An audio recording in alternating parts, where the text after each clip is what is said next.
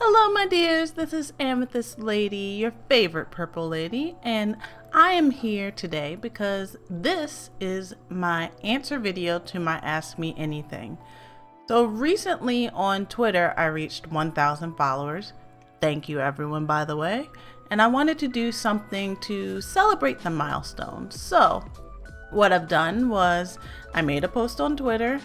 I left it open to ask me anything for a few days, and then I went ahead and ended the questioning phase. So now this is the video that shall answer those questions.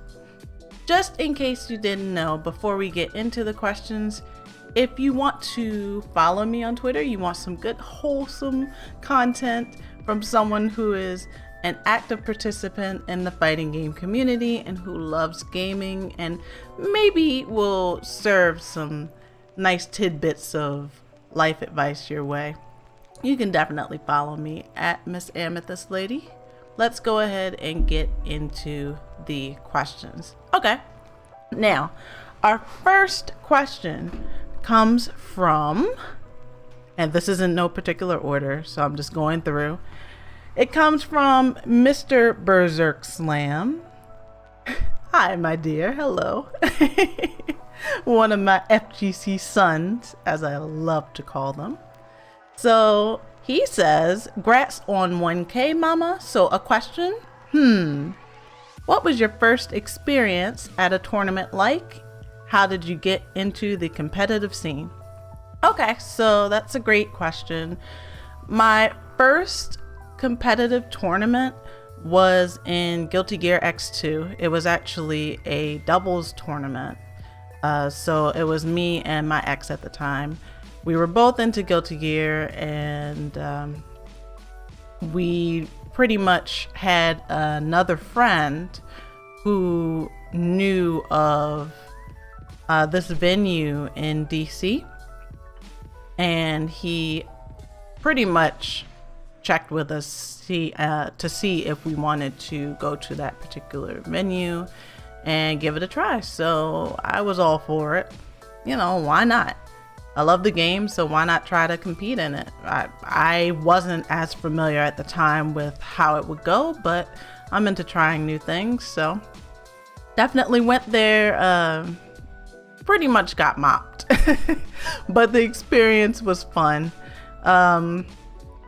It was a really fun experience, and that kind of sparked everything for me. I wanted more. You know, you have that little taste of cake, and then the cake is so sweet you want more. So definitely that was my first tournament, and that helped me get into the competitive scene, because through that person I was introduced to many other people in the community, and a lot of them are like OGs. So through them I met, Steve H, Frugal B, and others from the DMV scene that really helped to nurture me as a competitive player. So it was really cool, and yeah, that was my my first foray into the competitive scene.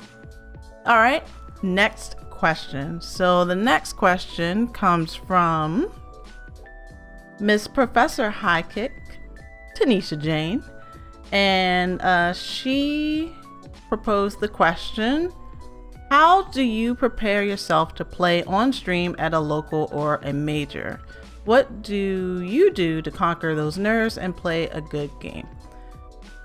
Well, I've been in the competitive scene for a very long time. I've played in a lot of tournaments over my competitive span. So pretty much I would say the best thing to do to combat the nerves is to keep going to tournaments, keep playing in them. Eventually the nerves melt away because you become so used to it. It just becomes habitual. You do actually develop habits that will calm you down before you have to compete. the more you do it. So what I would say is, especially playing on stream at like a local or a major, I'm already a streamer. So that definitely helps. But even before I started streaming, I did have prior experience in mass communications. So I loved public speaking. I love speaking in front of a large crowd. It doesn't really faze me because actually in middle school, I had to do a lot of speeches. And that also gave me experience in working with cameras and speaking in front of people. I've been to television stations, and just that whole experience made me less and less nervous in front of cameras in general. So to play on stream isn't a big thing for me. I don't get nervous anymore. More so, I find myself, if anything, overthinking. But it's definitely not nerves. I don't get nervous anymore, because the biggest thing you realize is that no matter what happens after you play, everything's going to be fine. You're still going to have a great time. The world goes on. You just put your best foot forward and you do the best you can, and you learn from the experiences, whether you win or you lose. So that's the best advice I can give for that particular series of questions. I hope that helps. All right, next. So we have King Ray, dad to King Ray Jr. So he proposes the question, will King Ray make a top 8 at a major in 2019? Well, I believe his time is coming. Props to you as a father for supporting him and supporting the aspirations that he has in that manner. I know that my parents were pretty supportive too in that respect. So it's really a very lucky thing to have parents that understand. I believe his time is coming. It could very well be this year. It definitely can. I can see for sure top 16. So he just has to keep pushing, and just keep being an awesome dad. Like I'm really touched by the way that you support him. So I'm rooting for him. I'm rooting for him. I think you can do it. So yeah, that's a yes for me. I think you can do it. I think you can do it. So best of luck. All right, so next question comes from Average Video Game Joe. So they ask, what got you into streaming and what clicked for you when you decided this game is it for me? Okay, so I got into streaming. Well, first and foremost, I used to watch streams back when it was Justin TV. And I remember watching Man vs. Game.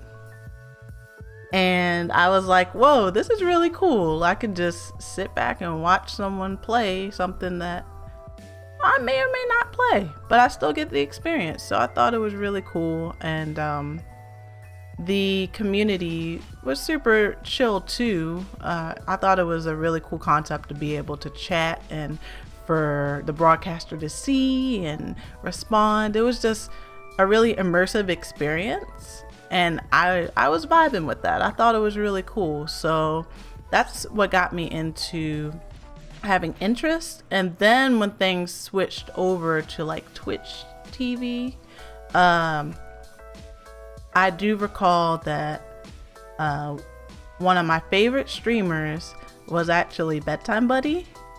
So I really liked the vibe on his stream, and that had me more so thinking at the time, maybe I can do this too. And so what I decided to do was give it a shot, and it just went from there. I realized that I really loved streaming. I loved everything that was developing. I loved the progression of streaming and Twitch as a platform. I thought it was amazing that eventually people were able to just do content and have that be their vocation. And as I mentioned earlier, in middle school, I was in like sort of a mass communications specialized like course.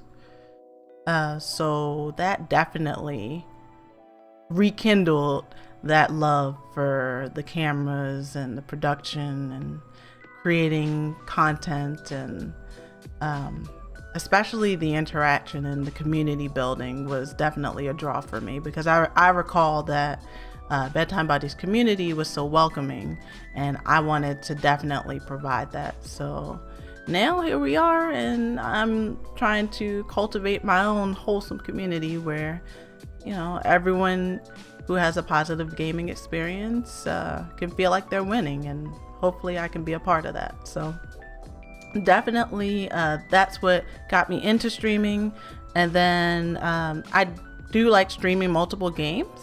I play a variety of things. Like even now, between playing Tekken, I also play League of Legends. I'm learning from Bedtime Buddy, so maybe I'll stream that one day. I gotta see what my community likes, because it's about the community. I love you guys, so I want to make sure you're into what I'm streaming for you. But I do play League. I'm gonna be playing Mortal Kombat 11 when it comes out.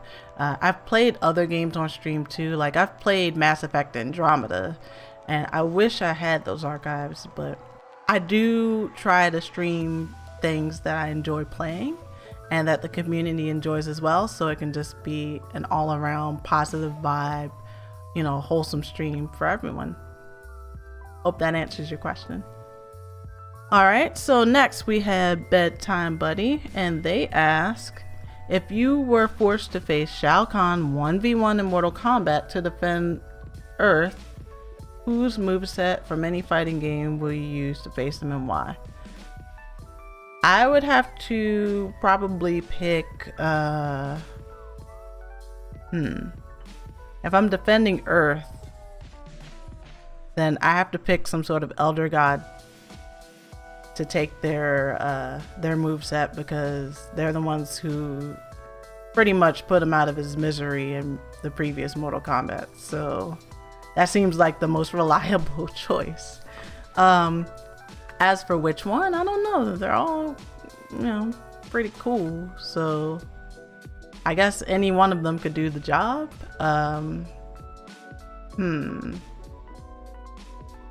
I mean, it isn't in MK11 there's Elder Gods coming? They're finally getting off their chair. So maybe that would be the way to go. I guess if I have to pick someone that I know of though, who is that? Cetria? I don't remember how to say her name. But she looks really cool, and I'd probably pick her because, yeah, she's super elegant, and I can't wait to try her when the game comes out. Second to Kitana, of course, because Edenium royalty all day. But okay, I hope that answers your question. Next question. All right, so is that Lars, aka Mr. Buff Lars, asks, why don't you play Lars? LOL. Because Claudio gang is life, and Claudio would not like if I defected. I am a Claudio player in Tekken, so forgive me. But Lars is cool. I actually thought about picking him up, but you know, Claudio's just way cooler than me, so you can have that. Next question. Final question is from Mr. Victim of Ritual. How do you prepare a raw Italian potato to be edible and not scratch the back of your throat? I think Claudio can answer that.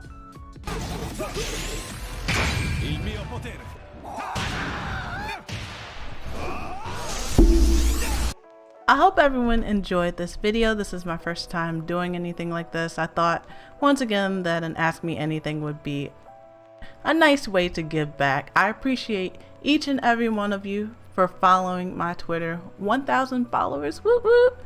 Make sure that if you enjoy these types of vids, you hit that subscribe button, click that notification bell to know when more content comes your way here. You can also follow me on Twitter and all of my other socials. The links are below in the channel description. Thank you so much. Lady loves you. Take care, everybody. Bye.